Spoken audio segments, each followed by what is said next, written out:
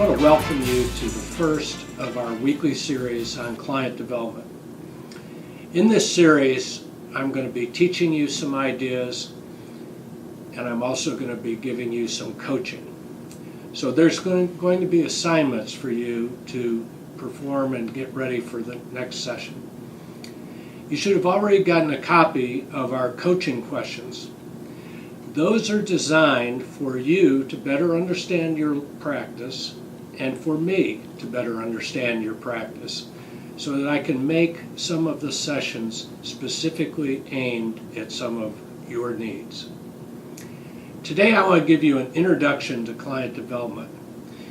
You might call it the lay of the land, you might call it client development in a nutshell. But I want to make about 10 main points. The first point is clients have changed. Think about it.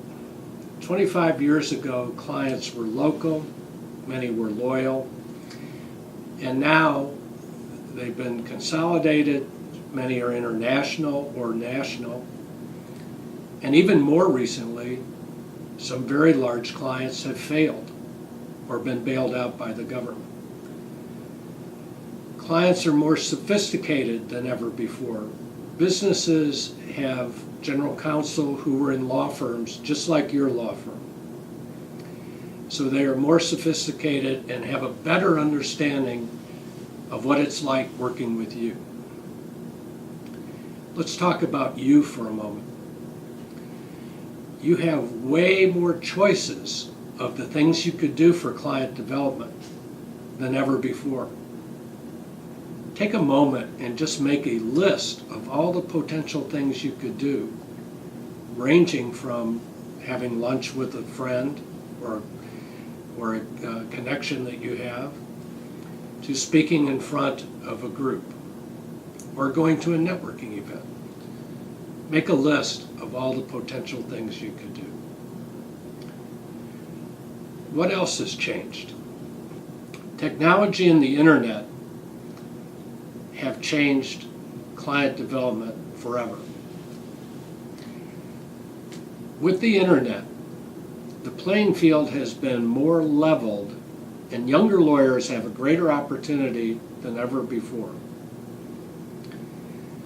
So take advantage of being able to provide your target market with the information that they need at the very moment they need it using the internet. What else? Well, let's focus on where we are right now. You need to be able to provide your target market with something that they find valuable. And you need to find the sources to be able to do that. Using things like Google Alerts or iGoogle for your clients and your clients' industry gives you that opportunity. So in a nutshell, the clients have changed. The time you have to devote to client development has changed. The opportunities you have broadened. And the use of the internet and technology has given you more opportunities to get your message out to your target market.